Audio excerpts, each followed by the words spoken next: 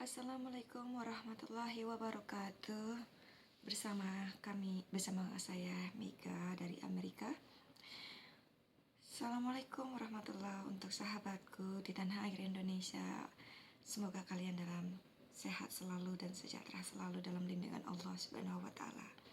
Sebelum saya menceritakan kisah saya yang kedua, jangan lupa untuk komen, like, dan subscribe untuk bisa mensupport aku lagi untuk mengembangkan channelku lagi.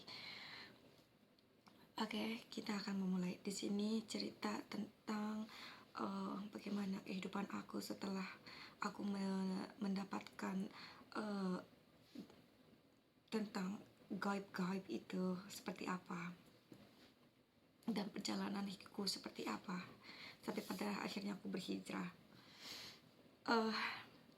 Setelah aku lulus sekolah, aku mulai dari lulus sekolah. Setelah SD, SMP kan sudah selesai semuanya. SMA, SMP aku SD kemarin kan cerita tentang masalah SD tentang perjalanan. Sekarang ini tentang masalah SMP ku waktu di perjalanan SMP. Di sela SMP itu aku mulai bekerja di suatu perusahaan pabrik plastik. Dari aku kerja jadi kenek sablon sampai akhirnya aku kerja menjadi teknisi mesin plastik yang bikin cangkir plastik tuh, terus dibuang sayapnya, terus kerja malam, masuk malam, terus kerja pagi, terus disip lagi seperti itu. Dan setelah itu aku bekerja di pabrik plastik. Aku putus sekolah dalam waktu beberapa jaraknya 1 tahun karena aku pikir aku tidak ada biaya hidup untuk sekolah, dan lagi pula aku belum bayaran sekolah selama 6 bulan karena Badung aku dulu suka ngambil uang jajan, uang sekolah, SPP sekolah untuk biaya hidup aku sehari-hari gitu loh. Aku pakai uang SPP ku selama 6 bulan untuk aku sekolah, biaya sekolah. Dan sekolahku itu dulu di SMP 63. Di SMP 63 itu dulu pada tahun 994 itu biaya hidupnya itu sekolah di situ yang bentar-bentar uang, bentar-bentar biaya praktek, bentar-bentar biaya sekolah ini, buku, seragam sekolah semuanya harus lengkap dengan harus matching semuanya. Sekolah harus pakai seragam yang pas, harus pakai dasi, harus pakai logo, harus kaos kaki, harus pakai sepatu yang sama, tas yang sama dulu. Jadi nggak dibeda-bedakan mana yang susah, mana yang orang kaya, semuanya sama di situ karena pakai seragam yang sama. Nah setelah itu di situ aku seperti kerja, cerita misteri aku ya, aku itu seperti itu. Aku kerja di pabrik plastik. Aku menyusun toples-toples yang sudah disablon. Aku paketin, terus aku susun naik ke atas, dan di situ aku digangguin sama makhluk di pabrik, seorang kakek-kakek. Karena aku takut kan, waktu pertama kali aku bisa melihat seperti itu. Setiap aku menyusun, dia seperti kayak aku langsung ngibrit, aku taruh langsung ngibrit lagi. Terus mau nggak mau kan aku harus menyusun barang-barang yang aku kerja itu. Di situ aku taruh lagi, terus diganggu lagi dengan suara yang lain. Dan aku melihat di situ juga ada hantu yang menyeramkan. Aku nggak lihat bentuk aslinya seperti apa, hanya bayangan aja sih kalau aku lihat itu. Lagi mandi telanjang gitu kan, orang-orang pabrik habis pulang kerja kan mandi ya, kotor ya, mandilah di pabrik, dilihatin sama setan-setan di sana. Terus ada yang kesurupan di pabrik segala macam. Aku nggak bisa ngobatin waktu itu, belum bisa ngobatin apa-apa. Serem sekali cerita kisahnya. Terus aku pulang, aku nangis lagi. Ya Allah, aku ingin sekolah, aku ingin bisa jadi orang pintar. Gimana caranya aku bisa kayak gitu? Terus setelah itu aku punya pengalaman seperti itu, hal-hal yang gitu itu bukannya buat aku malah senang gitu loh. Setelah aku dapat apa gaib-gaib seperti ini, itu sangat kontrak batin, apa kayaknya tidak bisa menerima gitu loh. Kenapa kok aku gitu loh, kenapa harus aku gitu loh, kenapa harus aku yang dipilih gitu loh. Aku belum tahu gitu loh. Aku belum bisa menerima waktu itu, belum menerima karena apa yang aku lihat itu sangat ketakutan gitu. Aku harus cerita sama siapa, aku harus ngadu sama siapa, siapa yang harus aku percaya. Kalau aku cerita seperti ini mungkin orang mengira aku gila gitu loh.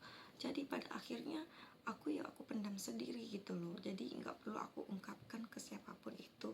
Jadi aku pendam sendiri, aku telan sendiri apapun itu yang aku lihat. Pada akhirnya tibalah seorang malaikat, yaitu paman aku Sunarto, adik dari mamaku.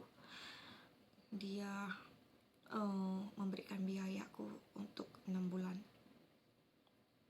Akhirnya aku bayar biaya 6 bulan. Setelah itu dibiayakan oleh pamanku, akhirnya aku kembali ke sekolah. Aku memulai sekolah lagi dan akhirnya aku berhenti dari kerja pabrik itu. Aku fokus sekolah, tapi walaupun aku badung, tapi aku sempat dibully di sekolahan karena ketidakmampuan aku yang tidak punya apa-apa. Dulu aku mau pakai sepatu aja, mau beli sepatu aja nggak bisa.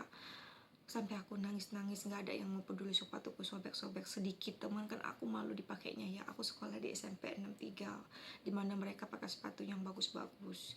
Sepatu aku udah sobek-sobek, tapi aku malu gitu. Aku pengen beli, tapi nggak ada yang mau beliin. Sampai aku sempat bunuh diri. Aku minum napasin 3. Tapi memang Allah masih sayang sama aku ya.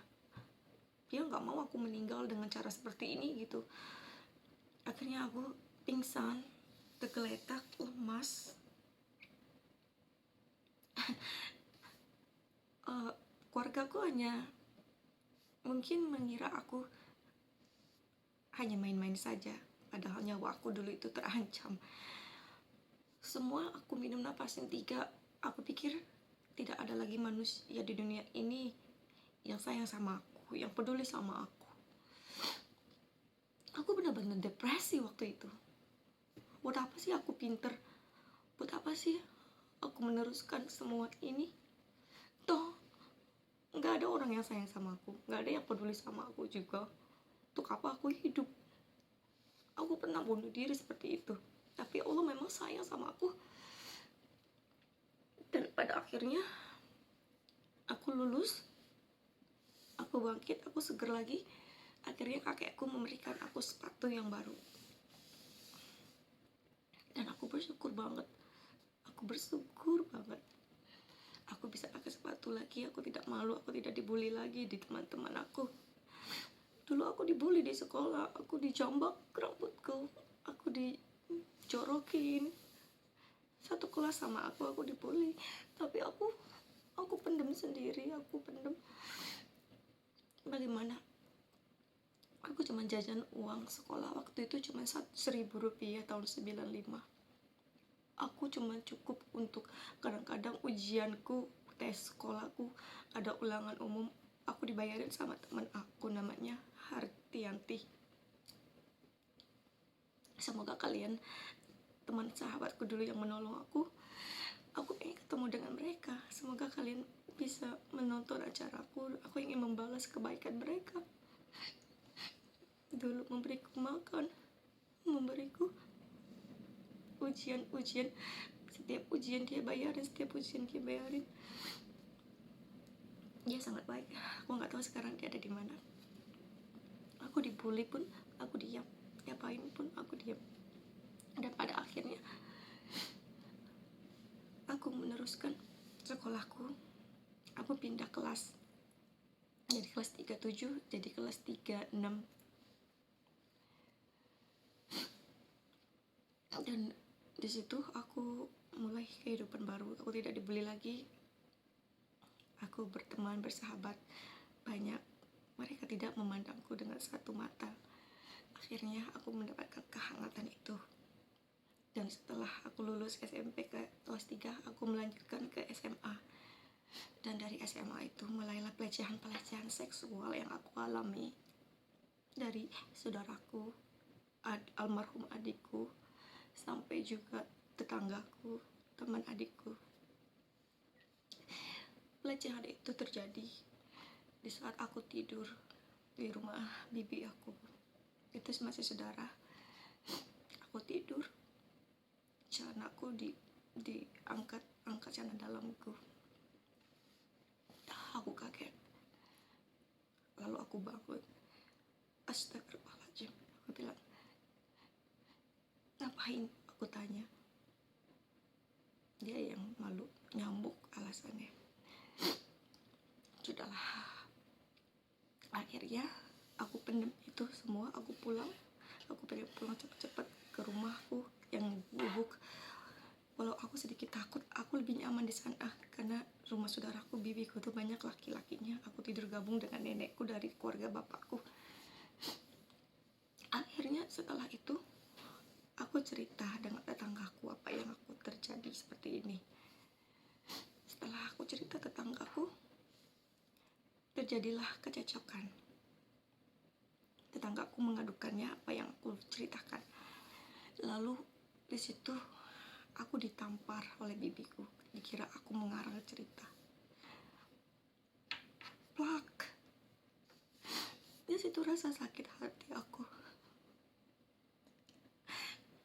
Lagi-lagi aku yang tersakiti. Aku menceritakan setiap kebenaran, lalu disalahkan. Lalu aku mulut si pahit lidah. Apa yang aku sumpah dan itu akan terjadi. Lalu aku menyumpahi keluarganya. Aku bersumpah kalau aku yang bohong, aku tidak akan pernah hidup selamanya. Aku tidak akan bisa hidup sukses selamanya. Aku ralat lagi ucapanku tadi. Tidak bisa sukses selamanya. Tapi kalau aku yang benar, kalian tidak akan pernah sukses dalam meraih apapun itu. Aku bersumpah, kalian tidak akan sukses 7 keturunan. Kalian akan gagal dan selalu gagal. Sampai kalian datang dan meminta maaf kepada saya. Dan itu pun terjadi. Itu terjadi sekarang. Keluarga bibiku dari bapakku itu tidak bisa menjadi orang yang kuliah. Beruntung aku tidak dikuliahkan oleh keluarga bapakku. Beruntung yang tidak ada keberuntungan dalam keluarganya dia. Sampai sekarang dia susah. Yang melecehkan aku, beberapa kali gagal dalam rumah tangga. Sampai sekarang tidak menikah. Dan anaknya yang menikah hanya 2. Dan yang kuliah pun tidak berhasil menjadi orang. Semuanya gagal. Dan yang 2 rumah tangga. Tapi hidupnya masih kesusahan sekarang. Masih susah sekarang. Dan itulah ajaibnya Allah yang telah diberikan. Dan di situ pelecehan yang kedua pun terjadi. Aku tidur di rumahku dan adik temanku tidur di luar ruang tamu. Aku tidur di tengah. Aku sendiri. Bapakku karena nggak pernah tidur di rumahku, temannya numpang tidur di rumahku. Aku nggak nyangka, aku lagi tidur, tiba-tiba BH-ku ditarik dari belakang, plak. Berasa, aku kaget. Terus aku seperti ada yang ngeraba-ngeraba payudaraku. Setelah itu aku bangun, aku kaget, terkejut. Astagfirullahaladzim. Kenapa? Dia pura-pura cari adik aku, padahal adik aku sudah tahu dia tidak tidur di sini. Dia cari adik aku, megang adik mana, padahal dia nggak mencari adikku, tapi dia ingin memperkosa aku. Aku langsung bangkit, sadar, aku langsung kaget, aku tutupin. Aku bilang, ngapain lo di sini? Pergi sana. Terus dia nggak ngaku. Aku nggak mau cerita lagi ke tetangga. Aku pendam sendiri.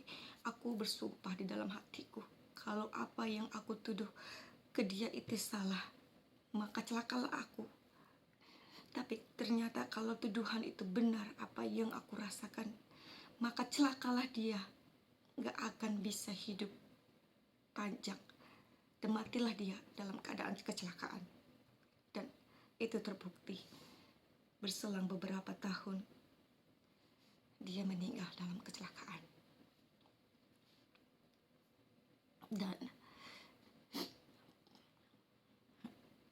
adikku almarhum, sekarang sudah almarhum, dia juga melecehkan aku. Aku tidak mau menceritakan itu karena dia sudah tidak ada. Aku tidak mau diungkit-ungkit masalah dia.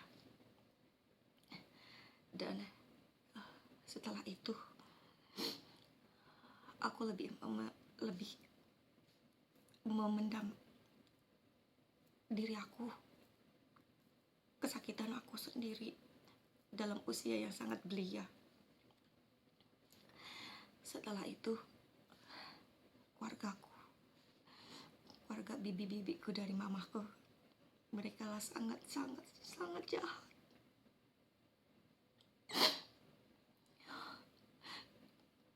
Mereka takut makanannya dimakan oleh aku.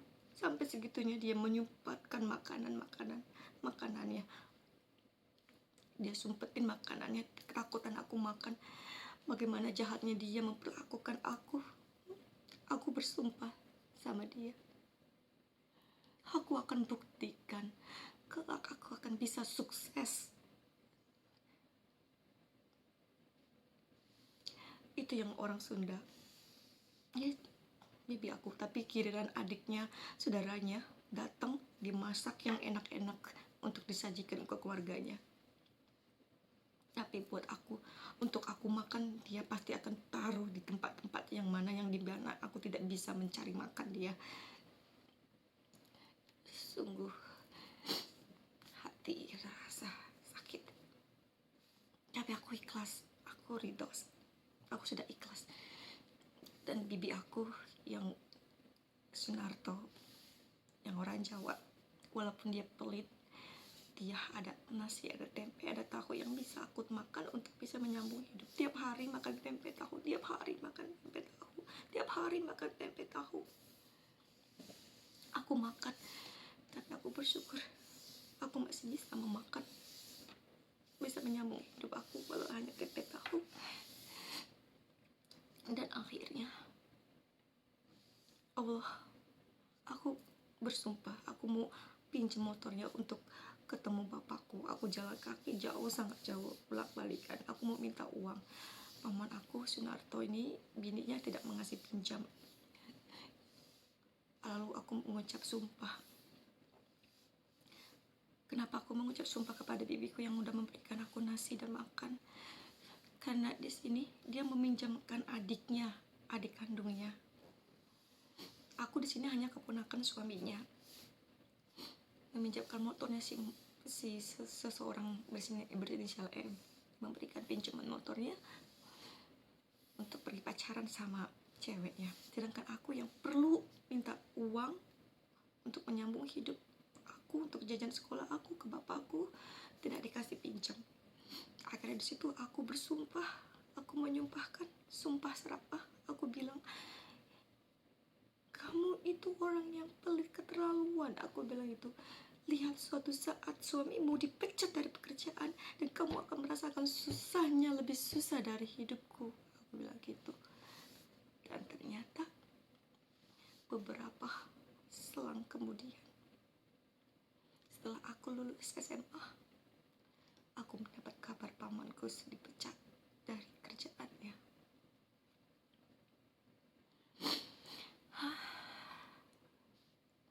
Sumpah yang aku ucapkan itu terjadi.